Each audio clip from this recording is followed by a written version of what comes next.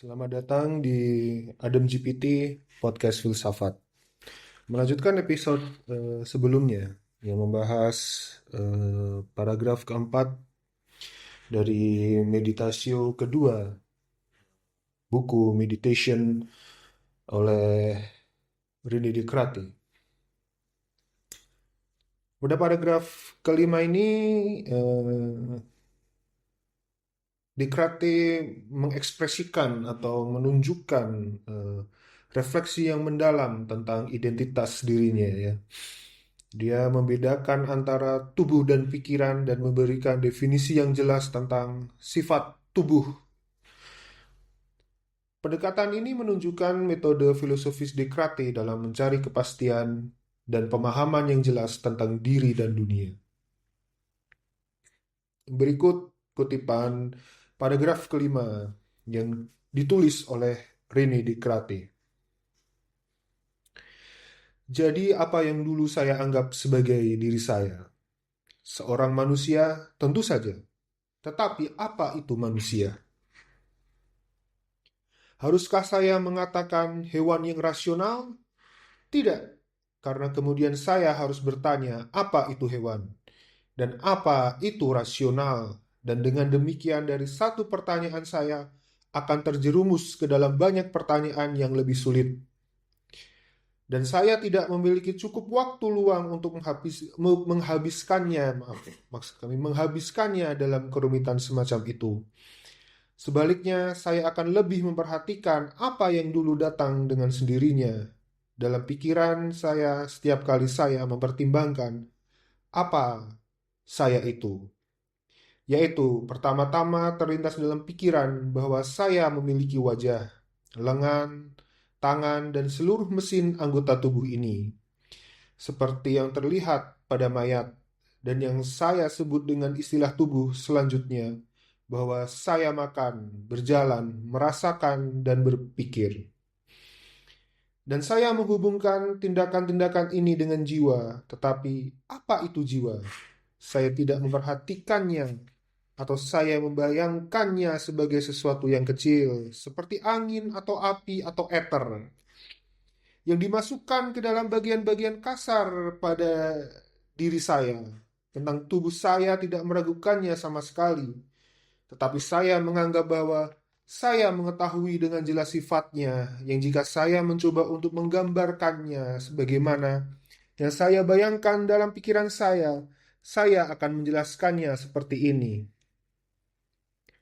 Dengan tubuh saya mengartikan segala sesuatu yang dapat dibatasi oleh suatu bentuk, ditentukan oleh suatu tempat, mengisi ruang sedemikian rupa sehingga mengeluarkan setiap tubuh lainnya yang dapat dirasakan oleh sentuhan, penglihatan, pendengaran, rasa, atau penciuman, dan juga dapat bergerak dalam berbagai cara, tidak oleh dirinya sendiri, tetapi oleh sesuatu lain yang menyentuhnya.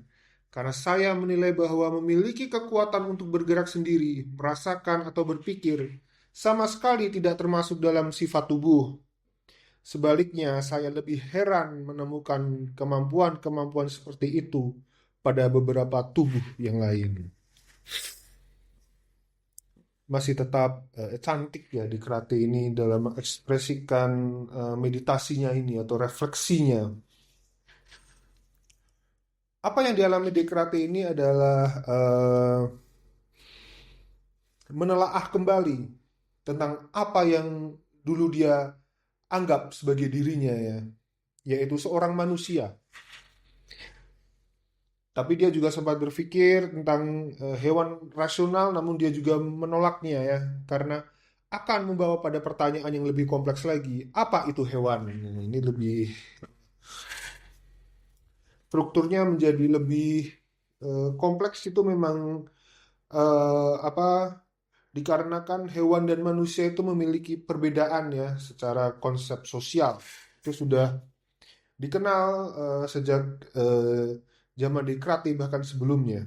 Jadi Descartes menganggap kalau dia menganggap dia itu adalah hewan rasional itu menjadi lebih kompleks karena apa itu hewan? Namun sebenarnya identitas manusia ini ya dibentuk oleh struktur pemikiran yang mencakup kategori-kategori seperti substansi dan kausalitas ya. yang merupakan prasyarat untuk memahami diri kita sebagai entitas yang koheren dan konsisten dalam ruang dan waktu. Identitas diri adalah hasil dari sintesis pengalaman yang diorganisir oleh kategori a priori, ya, akal di dalam akal murni manusia. Bukan hanya dari refleksi introspektif seperti yang diusulkan oleh Descartes, ya, karena dia pada kalimatnya itu eh, apa namanya, karena dia berpikir, dari refleksi itu dia berpikir maka dia menemukan esensinya. Namun sekali lagi, eh, esensi itu tidak bisa didapatkan karena itu di level nomina, ya. Tapi kalau pernyataannya identitas ini tentu masih tidak cukup hanya dengan proses introspeksi. Kemudian struktur yang coba diperkenalkan oleh Descartes pada paragraf kelima ini adalah membedakan tubuh dan jiwa. Dualisme Descartes, pikiran tubuh, res cogitans, res extensa, ini ya, menekankan pemisahan antara pikiran dan materi fisik. Akan mengkritik dualisme ini, ya, kita akan mengkritik, ya, dengan tentu saja masih dengan kacamata sistem Kantianisme. Karena Descartes sendiri mengabaikan bagaimana pikiran dan tubuh saling mempengaruhi dalam pengalaman manusia. Dari perspektif Kantianisme ini menekankan integrasi, ya, kita itu harus menekankan integrasi antara kondisi kognitif dan pengalaman empiris, bukan pemisahan yang ketat antara pikiran dan tubuh, karena memang untuk mendapatkan keberadaan kita atau jati diri kita, kita harus mengenali lingkungan kita juga, ya. Jadi dari pengalaman indrawi kemudian diolah ketat dengan integrasi pemahaman atau penilaian sintetis di dalam akal murni manusia, priori kita, sehingga kita bisa memperoleh tentang uh, identitas kita sebenarnya. Karena jiwa atau pikiran tidak bisa dipisahkan sepenuhnya dari pengalaman indrawi. Karena kesadaran diri kita melibatkan sintesis data indrawi yang diatur oleh kategori a priori. Ya, oleh karena itu kita dapat berpendapat bahwa pemisahan tubuh dan jiwa yang diusulkan oleh Descartes ini tidak dapat sepenuhnya dipahami tanpa mempertimbangkan bagaimana pikiran Descartes sendiri secara aktif mengorganisir pengalaman tersebut, ya. Karena kan Descartes mengatakan, aku berpikir, cogito, aku ada, ergo sum. Ini seharusnya dia secara tidak langsung sebenarnya dia sedang mengorganisir, ya, karena dia mengorganisir pengalaman dia sendiri. Jadi sebenarnya dia berpikir pun juga karena pengalaman indrawi, ya. Ini sesuatu hal yang menarik sebenarnya untuk bisa kita bahas selanjutnya dengan dekonstruksi, walaupun itu di luar tujuan awal kita.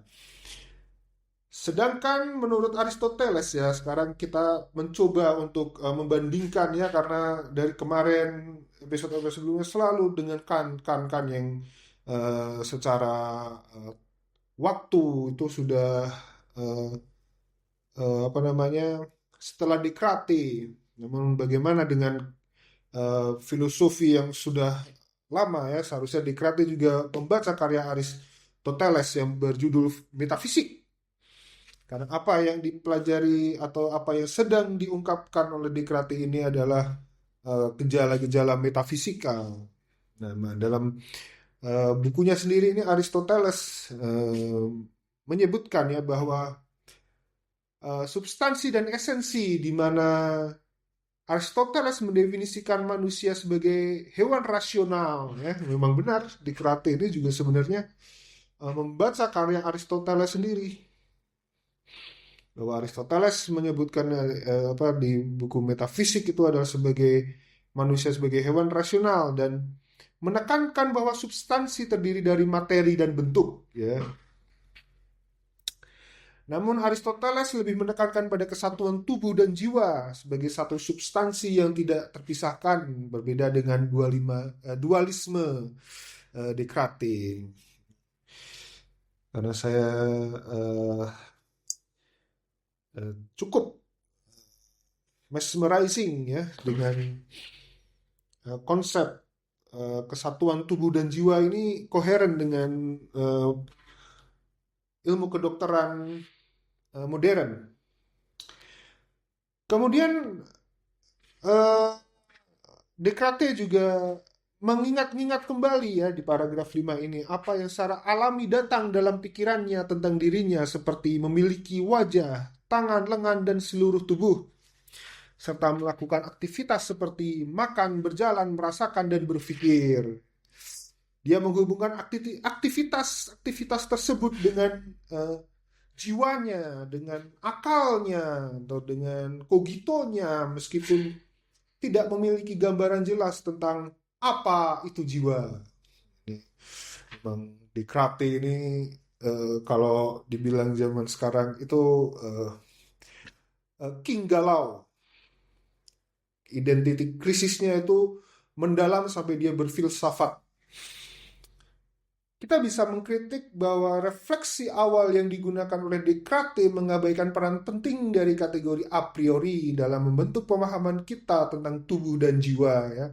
Ini memang apa namanya karena keterbatasan dari pengungkapan yang menyederhanakan memang kategori a priori ini diperkenalkan oleh Immanuel Kant. Namun apa yang diperkenalkan Immanuel Kant itu bukanlah penemuan. Sebenarnya kategori a priori itu sudah ada sebelum Immanuel Kant, cuman kalimat teknisnya saja yang eh, diciptakan atau diperkenalkan oleh Immanuel Kant untuk membungkus konsep yang sudah ada dari manusia sejak awal ya. Jadi seharusnya Descartes pun memahami bahwa otak manusia itu memiliki kategori-kategori untuk memproses pengalaman indrawi. Misalkan kembali lagi kita tekankan bahwa Descartes menolak pengalaman indrawi. Refleksi tentang diri Descartes dan dunia sekitar selalu melibatkan struktur pemikiran yang mendahului pengalaman. Oleh karena itu, pemahaman tentang tubuh dan jiwa tidak bisa hanya didasarkan pada refleksi subjektif, tetapi harus melibatkan analisis tentang bagaimana kategori-kategori a priori membentuk dan mengorganisir pengalaman Descartes ya. Ini memang kalau dijelaskan dengan Kant ini jadi lebih nyambung sebenarnya. Apa namanya? Kegalauan Descartes ini bisa diarahkan. Anda itu nggak perlu meragukan wajahmu Descartes. Anda tak perlu meragukan makanan yang Anda makan Descartes. Anda tidak perlu meragukan gerak tubuh Anda Descartes. Karena ada kategori-kategori a priori eh, dalam kogito Anda Descartes gitu ya. Itu nah ini memang menarik di paragraf 5 ini sama seperti seluruh isi dari buku meditasi oleh Descartes ini sangat menarik ya selain dari segi apa namanya tata bahasa yang digunakan yaitu eloquent. Descartes memiliki pemahaman yang jelas tentang tubuh sebagai sesuatu yang dapat dibatasi oleh bentuk, menempati ruang, dan dapat dirasakan oleh indera. Sebenarnya Descartes pun juga memahami tentang tubuh. Dia tuh bukan bukan apa namanya tidaklah sebenarnya murni menihilkan ya karena dalam ungkapan-ungkapan saja dia terus mengulang-ulang bahwa indranya itu sebenarnya merasakan namun dia tolak. Memang kondisi manusia itu tidak bisa lepas dari kondisi ruang dan waktu ya. Descartes pun juga tidak bisa eh, menghilangkannya. Dan karena ada ruang dan waktu itu ada sebab akibat. Begitupun itu hukum alam. Descartes tidak bisa menihilkannya meskipun dia menolak, tapi dia tetap mengungkit-ungkit indranya. Nah, dia membedakan antara tubuh dan kemampuan untuk bergerak, merasakan atau berpikir yang menurutnya tidak termasuk dalam sifat tubuh ya. Padahal apa namanya bergerak itu ya memang pekerjaan tubuh. Nah, kita bisa mengkritik pandangan Descartes ini dengan menunjukkan kepada Descartes bahwa kesadaran diri Anda adalah hasil dari integrasi data indrawi dan proses mental yang terjadi dalam kesatuan fenomenal. Ini bisa diupayakan dalam gerak itu adalah seperti pemain sepak bola. Si pemain sepak bola itu tidak perlu mengukur jarak antara lokasi dia menendang bola kepada arah gawang. Namun karena mental model yang dibangun dalam kategori-kategori a priori dia seperti sebab akibat, kemudian jarak yang akan ditempuh oleh bola, berapa kekuatan yang harus dia tendang agar bola itu masuk dengan tepat, itu semuanya dilakukan dalam sepersekian detik tanpa perlu menghitung, mengukur, dan sebagainya seperti komputer. Ini menandakan bahwa ada satu kesatuan antara pemikiran dan indrawi manusia yang bekerja sangat cepat. Begitupun juga untuk para pengendara kendaraan bermotor ya, ketika di jalanan tiba-tiba ada kejadian yang tidak diduga, tanpa harus mengukur, tanpa harus menimbang, tanpa harus melihat keseluruhan dalam derajat radius 360 derajat pandangan, dia akan melakukan tindakan yang seharusnya dia lakukan untuk menghindari kecelakaan. Ini menandakan bahwa adanya kesatuan fisik dan tubuh. Namun kita bisa maklumi ya pada mungkin Descartes ini kurang memperhatikan konsep-konsep seperti refleksi manusia, mengukur sebagainya. Karena memang kendaraan bermotor dan sepak bola itu baru ditemukan setelah zaman Descartes, jika boleh kita dibilang ya, untuk yang suatu yang kompleks ini ya, seperti pertandingan di liga-liga Eropa yang sangat intens dan seru tersebut. Namun kejadian-kejadian di Descartes itu juga banyak sekali melibatkan pertempuran-pertempuran fisik, malahan ya, perang zaman dulu itu jarak dekat yang benar-benar mengintegralkan antara presisi arah tombak dengan arah pedang, arah panah dengan ketapel besi.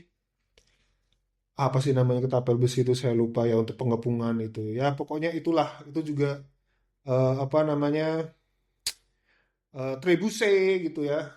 Contohnya itu semua tidak perlu mengukur langsung, tapi semuanya adalah dapat disetel dengan pengira-ngiraan atau dengan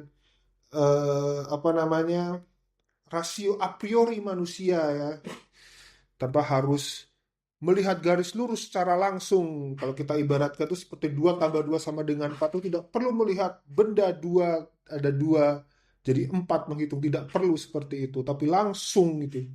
Itu menandakan adanya pengalaman indrawi dan jiwa. Jadi memang sebenarnya Descartes pun tanpa kritikan ini dia tidak memperhatikan fenomena-fenomena yang ada, sehingga dia memang ngeyel kalau menurut saya, ini nihilistik. Nah, karena apa? Pendapat yang kita gunakan ya, terutama meminjam dengan ide gagasan dari sistem Kantianisme itu, bahwa kemampuan merasakan dan berpikir tidak bisa dipisahkan dari pengalaman fisik dan tubuh, karena mereka saling berhubungan dalam membentuk kesadaran diri. Ini juga dikonfirmasi atau sejalan dengan ilmu kedokteran modern bahwa semua kemampuan mental seperti berpikir, merasakan, dan bergerak adalah hasil dari aktivitas otak dan sistem saraf. Misalnya, kerusakan pada bagian tertentu dari otak dapat menyebabkan gangguan pada kemampuan kognitif dan sensorik, yang menunjukkan bahwa kemampuan-kemampuan ini tidak bisa dipisahkan dari fungsi tubuh. Itu memang benar ya, kalau ada kerusakan pada bagian otak manusia, yang tadinya manusia itu sebelum dia mengalami, maaf dalam kutip, adalah cacat otak, itu dia bisa berbelok menggunakan mobil di tikungan yang tajam dengan lancar. Namun begitu terdapat kerusakan pada bentuk otak ya, atau pada sistem saraf otak fisik ini yang kita maksud, kemampuannya untuk berbelok, membelokkan kendaraan itu menjadi berkurang. Padahal seperti yang sudah kita contohkan, kemampuan manusia untuk bisa mengarahkan atau menavigasi eh, benda-benda seperti menendang bola, berbelok dan sebagainya itu tidaklah memerlukan penghitungan jarak yang real, namun dapat dikira-kira dengan tepat karena apa? Ada pemrosesan a priori dalam diri manusia, kesatuan antara pengalaman dan ruang waktu dan sebab akibat yang ada pada akal murni bawaan manusia. Cukup sekian apa Oh ya, saya akan menambahkan yang dimaksud oleh bawaan di akal murni manusia itu adalah ruang, waktu, dan sebab akibat ya. Jadi itu adalah konsep-konsep bawaan yang sudah dipahami oleh manusia. Maaf saya tadi lupa lagi untuk menjelaskan ulang ya, nanti ada salah paham. Karena mungkin sebagai contoh adalah ketika bayi menangis ya waktu masih kecil. Ini menarik. Saya juga baru kepikiran adalah contohnya ketika ibunya tidak ada di depannya, bayi itu menangis. Karena apa? Sebenarnya dia sadar bahwa jika ibunya tidak ada di depannya, maka dia ada di tempat lain. Ini kan sesuatu hal yang menarik. Bahkan bayi pun itu sudah memahami konsep ruang dan waktu dan sebab akibat. Jika ibunya pada waktu dia melihat tidak ada di ruangan itu, akibatnya ibunya memang tidak ada di situ, ada di tempat lain. Makanya dia menangis untuk memanggil. Ini adalah salah satu konsep yang bisa kita andaikan ya untuk membahas sebagai apa namanya konsep ruang, waktu, dan sebab akibat pada Kant di akal apa namanya di akal manusia ya dengan tanda kutip lagi bahwa yang dimaksud dengan ruang, waktu, dan sebab akibat itu adalah kerangka mental atau kerangka akal bawaan manusia. Baiklah, terima kasih.